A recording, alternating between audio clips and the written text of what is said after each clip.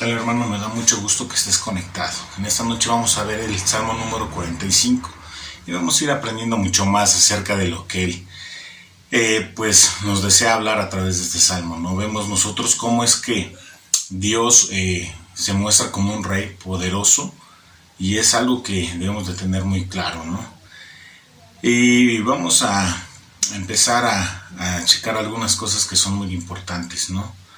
Muchas veces nosotros no hacemos de Jesucristo del Rey de nuestra vida, ¿no? Y muchas veces nosotros vamos dando esos tumbos, ¿no? Esas caídas, y nos vamos encontrando con dolor, con sufrimiento. Bueno, Dios lo que desea esta noche es de que tú le pongas como Rey en tu vida. Y nos va a dar toda una explicación de cómo es Él en nuestra vida, pero también cómo es lo que actúa y lo que seguirá actuando en un futuro, ¿no? Y realmente cuando yo estaba escuchando este salmo me acordé mucho de las palabras, ¿no?, que Jehová le dio a Samuel, ¿no?, diciéndole: oye, la voz del pueblo, a todo lo que te digan, ¿sí? Porque no te han desechado a ti, sino me han desechado a mí. ¿Para qué? Para que ya no reine sobre ellos, ¿sí? Escucha su voz y protesta de una manera solemne contra ellos, ¿no? Y muéstrales, ¿sí?, cómo les ha de tratar el rey que han de tener, ¿no? Y es que muchas veces nosotros podemos decirnos: oye, ¿qué es lo que está pasando, no? Y es que la cosa se descompuso desde ahí, ¿no? Desde el momento en que el hombre no desea que Dios lo gobierne, ¿no? Y pasamos nosotros de lo exterior a lo interior, ¿no? Muchas veces nos quejamos de las situaciones en las cuales nosotros nos vemos envueltos, ¿no? En cuanto a los conflictos internos, ¿no? Y la raíz de esto es de que no tenemos nosotros una raíz, ¿no? Y muchas veces olvidamos las palabras de nuestro Señor Jesucristo, ¿no? Yo soy la vid y vosotros los pámpanos, el que permanece en mí y yo en él, lleva mucho fruto, porque separados de mí nada pueden hacer, ¿no? Nosotros encontramos en Jesucristo lo que es propósito, podemos encontrar identidad y podemos encontrar confianza, ¿no? Y la falta o la carencia de ello, pues es lo que nos lleva, ¿no? Marchas veganas, marchas LGBT, marchas por los derechos humanos, ¿no? ¿Por qué? Porque hay un mundo que está descompuesto, desorganizado, porque el reino de Cristo no es sobre sus vidas, ¿no? No lo tomamos como el rector de nuestras vidas, no lo tomamos como el que sea el que nos gobierne, ¿no? El que reine sobre nuestro corazón, ¿no? Y es que realmente cuando nosotros adoptamos a Cristo en nuestro corazón para que reine, ahí empieza un cambio, ¿no? Porque empezamos a amar a Dios, sí, pero también empezamos a amar a las personas y lo interno se empieza a expresar en lo externo, ¿no? Y es ahí cómo es que cada uno de nosotros nos vamos desenvolviendo, ¿no? Y ahora, ¿sí?, si tú eres padre de familia, pues Dios empieza a reinar en ti, pero también empieza a permear en los tuyos, ¿no? Y empieza un cambio, ¿no? Y esto es algo que el mundo necesita. El mundo necesita saber que Jesús es Rey, que es un Señor todopoderoso, ¿sí? Y que no hay nadie más que Él. Él es el Rey de Reyes y Señor de Señores. Y este Salmo nos lo muestra, ¿no?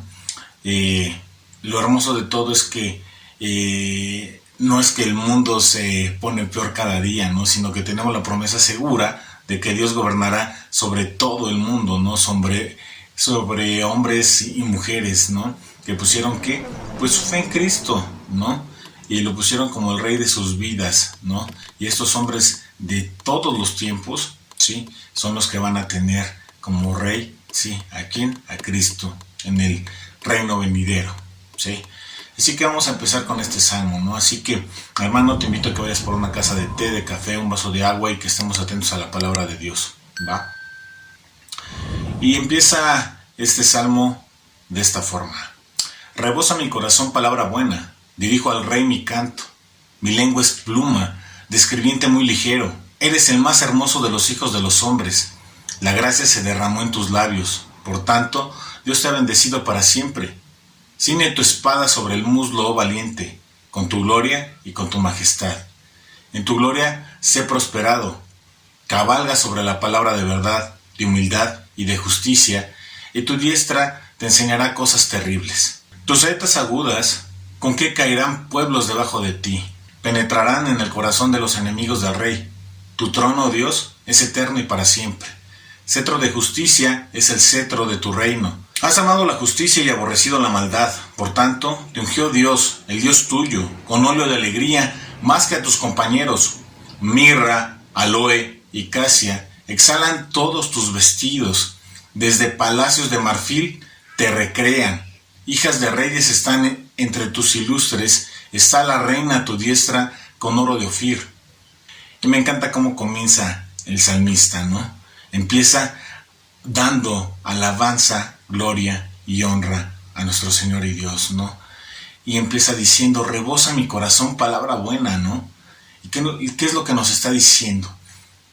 Pues realmente nosotros podemos ver, ¿no?, de una manera clara cómo la lengua del salmista era guiada por el Espíritu Santo, ¿sí? Y este expresaba alabanza de una manera completa y plena. Este salmo no se refiere a ningún otro sino al Rey, a Jesucristo, su reinado y su gobierno.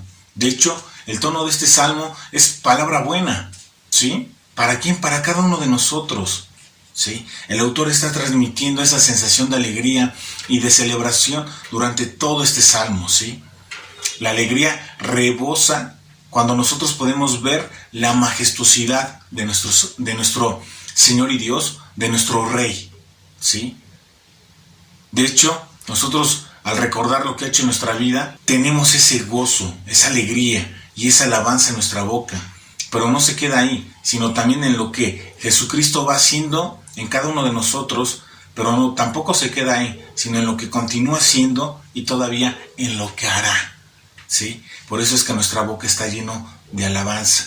Y continúa diciendo, dirijo al Rey mi canto. La idea es que este salmo es sobre el Rey, ¿sí? O es para el Rey. El salmo celebra lo que es una boda real, ¿sí? Conectada con un rey específico de la casa real de David, ¿sí? Y está hablando de las bodas del Cordero, un evento para el cual la esposa se ha estado preparando para el regreso con poderío, autoridad y majestad de su Rey. Al mismo tiempo, el texto del Salmo mismo y la forma en la que el Nuevo Testamento cita este Salmo requieren que consideremos como que ese tono especial, ¿sí?, o general que le está dando, ¿sí?, a cada una de estas líneas específicas, ¿sí?, para hablar de ¿quién? De Jesucristo, del Rey Supremo, de Jesús el Todopoderoso. Por lo tanto, nosotros debemos asumir entonces que el poeta está escribiendo, ¿sí?, sobre el gran Rey. Él está mirando hacia adelante, hacia el futuro, ¿no? Y está observando cómo Jesucristo es el Rey ideal, ¿sí? Ese Rey prometido cuyo reinado va a ser perfecto y eterno, y que cada uno de nosotros que hemos creído en Él alcanzaremos como, pues en el tiempo, ¿no? Y esto es algo que debemos de tener con mucha claridad, ¿no? Y sigue el salmista mencionando, eres el más hermoso de los hijos de los hombres, ¿no? Y esto realmente comienza, ¿no?, con una descripción que es realmente poética, pero a la vez es poderosa, ¿no? ¿De quién? Del Rey. Y empieza alabándolo y exaltándolo por lo que es, por lo que hace y por lo que hará, ¿no? El salmista comienza simplemente señalando la belleza del Rey de Jesucristo, diciendo que Él es el más hermoso que todos los demás. Y esto realmente es una realidad, ¿no? Hay demasiadas cosas en Cristo que despiertan nuestro amor hacia Él, ¿no? ¿Sí? E incluso es mucho más grande de lo que cualquier persona pueda despertar, ¿no? Yo en muchas ocasiones te he puesto ese ejemplo, ¿no? Mi padre dice, está bien que me ames, pero debes de amar más a Dios, ¿no? Y es algo que yo transmito a mis hijos. Sí, yo soy un padre que es imperfecto, pero Dios es perfecto. Y el amor que tú tienes por mí, yo sé, hijo, que es grande, pero el que debes de tener por Dios tiene que ser aún más grande, ¿sí? Así que realmente el enamorarnos de Cristo es algo que es hermoso y precioso y no tenemos que darle tantas vueltas, simplemente nosotros tenemos que observar, ¿sí?, la obra que Cristo hizo en la cruz, y eso lo hace más que digno de nuestro amor, ¿sí? Y también el salmista continúa diciendo, la gracia se derramó en tus labios, ¿sí? La belleza del Rey se extiende no solamente por quién es Él, ¿no?, sino también por cada palabra que expresa, las cuales están llenas de gracia, ¿no? Sus labios están bendecidos por la gracia, ¿no? Y esa misma boca empieza a pronunciar palabras de gracia para cada uno de nosotros, para nuestro corazón, ¿sí? Y esto es algo que es maravillosamente cierto en Cristo Jesús, ¿no? En los primeros años se dijo que todos daban buen testimonio de Él y que estaban maravillados de las palabras de gracia que salían de su boca, ¿no? Incluso los enemigos de Jesús dijeron, jamás hombre alguno ha hablado como este hombre, ¿sí, hijo? Y es algo que nosotros tenemos que entender. Su palabra instruyó a los ignorantes, resolvió incluso a cada una de aquellas dudas que nosotros podamos tener, ¿no? Consoló a las personas que tenían dolor en su corazón. También fue fuerte y valiente, hizo reclamo a los malvados, ¿sí? Y silenció a cada uno de sus adversarios, curó enfermedades, controló los elementos, ¿no? Y resucitó de los muertos, ¿sí? Su gracia se reconoce. Y esto es algo que nosotros debemos de pedir cada día en nuestra vida. Y continúa diciendo, ciñe tu espada sobre el muslo valiente. El rey es hermoso de carácter, ¿no? Y sus palabras están llenas de gracia. Pero no es un hombre que sea suave, ¿sí? O de masculinidad frágil o afeminado, ¿no? Este es un rey que es un hombre de guerra, valiente, ¿sí? Armado con una espada. Tal cual lo describe posteriormente, ¿quién? Pues el apóstol Juan, ¿no? Cuando tiene la visión, ¿no?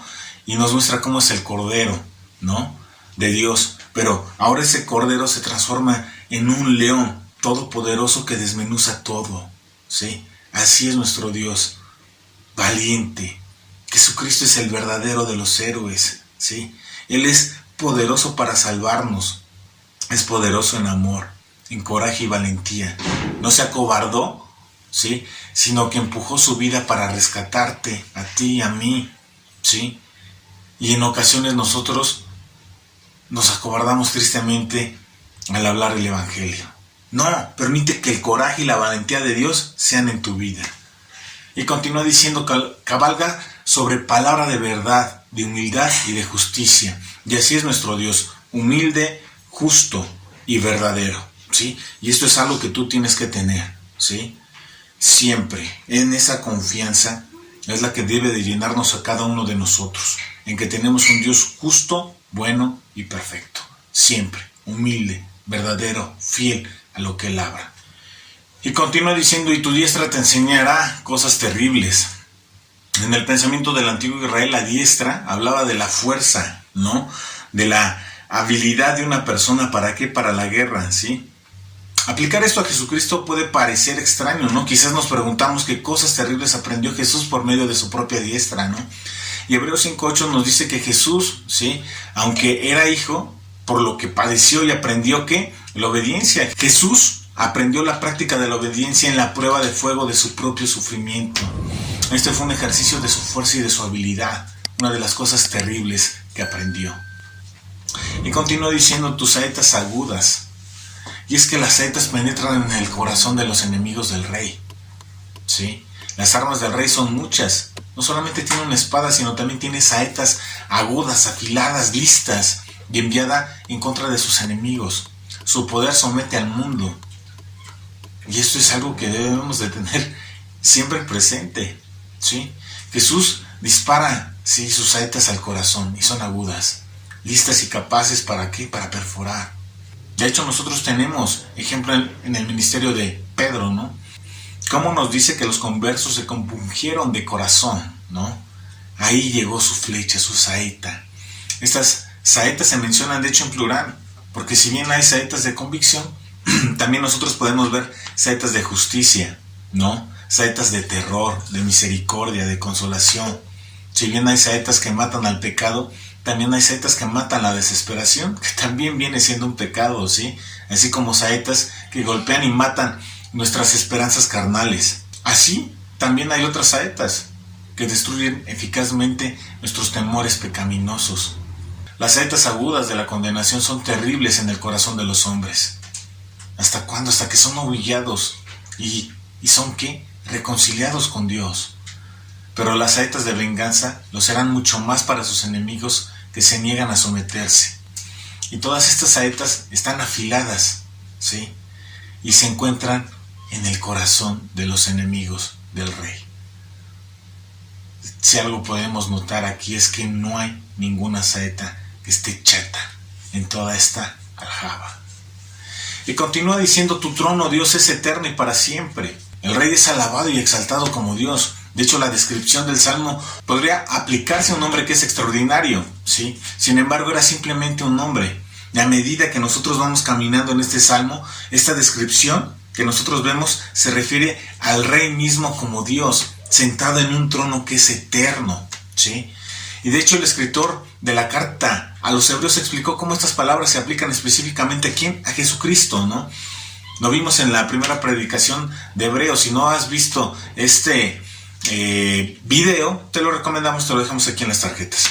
Señaló, de hecho, allí el autor que estas palabras que se dicen de Jesús es que Él es el Dios eternamente ¿qué? Entronizado, sino también que Dios el Padre lo consideró de esta manera, ¿sí? Y el escritor de Hebreos explica cómo proféticamente los hijos de Coré nos dieron las palabras que Dios el Padre le confirió a ¿quién? A Jesucristo.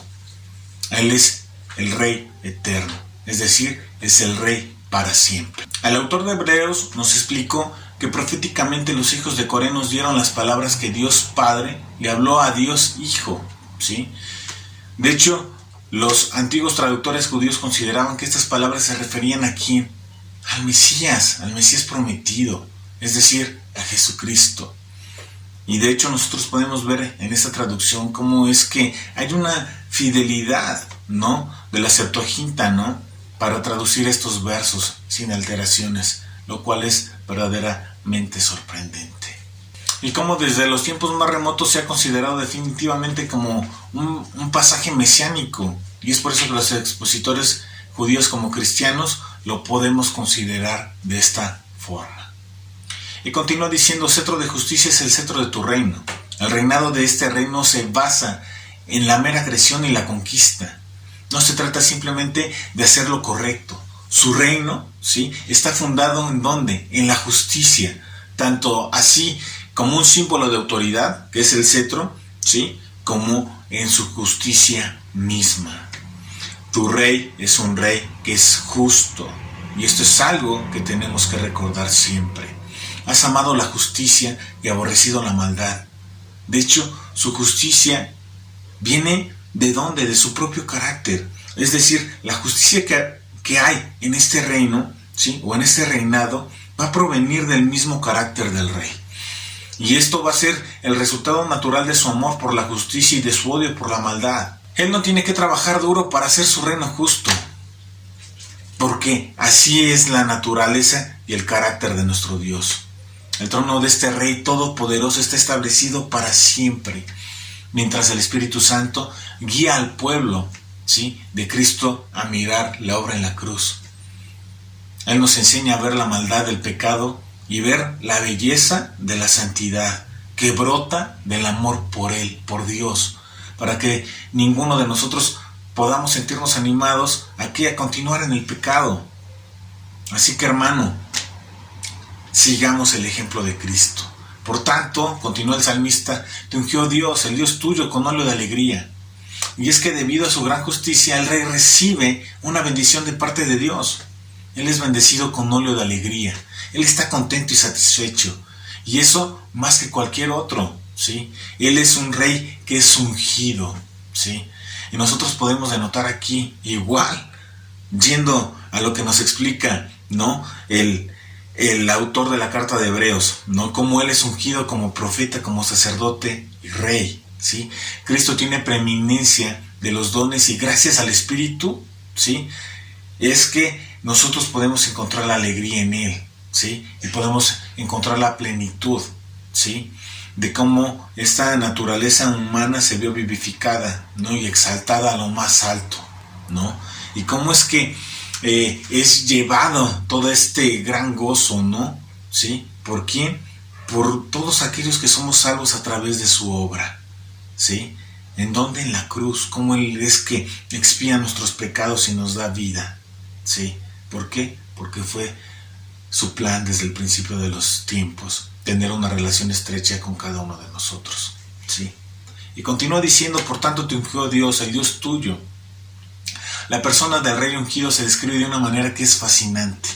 En el Salmo nosotros podemos encontrar cómo Él es llamado Dios, ¿sí? Y ahora podemos ver cómo es que este rey se está relacionando con Dios, incluso recibe una unción de Él, ¿no? Y esta es realmente una declaración que es profunda, ¿sí? Y tenemos que prestar mucha atención aquí.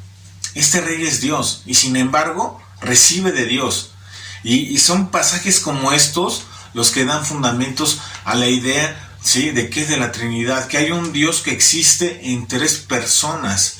Y esta es la manera de dar sentido a lo que parece ser, en ocasiones, para aquellos que no han estudiado, una declaración contradictoria, ¿sí? Pero podemos ver pasajes como este alrededor de la Biblia. De hecho, lo que está haciendo el salmista es mostrar una interacción que es sorprendente entre las personas de la Trinidad. Dios, el Dios tuyo, ¿no? Y habla del Padre y de su posición de autoridad sobre la persona de Jesucristo, ¿no? Pero también nos dice cómo es que le ungió, y esto se refiere al Espíritu Santo mismo. Y podemos ver cómo hay esa comunión y uniformidad en cada uno de ellos. Nuestro Dios es uno en 3 personas. Mirra, aloe y casia exhalan todos tus vestidos. Esta es otra referencia de la belleza y la dulzura del rey que es ungido, ¿no? De alguna manera se podría decir que huele bastante bien, ¿no? Viene muy bien perfumado, ¿no? Y nos da una imagen completa, ¿no? De su belleza y de su afabilidad, de la cercanía que tiene con los suyos, ¿no? Pero ahora imagínate, ¿no? Podríamos imaginar a un hombre que es realmente guapo, ¿no? Guapo de carácter, de rectitud y con valores extraordinarios, ¿no? Que sin embargo huele mal, ¿no? Y por lo tanto es desagradable el estar cerca de él. Pero esto no es así. ¿Con quién? Con Jesús, ¿sí? De hecho, al conocerle más nos impulsa a seguirle y estar cerca de él, esperando que su perfume se impregne en nosotros, ¿no? Y que nosotros podamos mostrar este aroma, ¿sí? ¿A quién? A cada uno de los que nos rodean, ¿no? Desde palacios de marfil te recrean. El salmista pensaba no solo en un palacio, sino en múltiples palacios tan majestuosos que estaban incrustados y decorados con marfil. Podemos pensar en palacios majestuosos dignos de un rey en todo su esplendor, ¿no? Apuntando a una morada blanca, pura, de Dios. ¿En dónde? En el cielo. De hecho, todo esto es una escena de lo que viene en un futuro, ¿sí? Y es descrito por el apóstol Juan en el libro de Apocalipsis, en donde se dan las bodas del Cordero. Es ahí en donde la reina se ha preparado durante todo este tiempo para presentarse delante de Jesucristo, del Rey. Y es ataviada por el mismo Dios lo que es la iglesia, ¿sí? Y podemos nosotros ver la grandeza y la majestad de Jesús en medio de toda la humanidad, ¿sí? Todos sus seguidores devotos estarán ahí en estas bodas, ¿sí?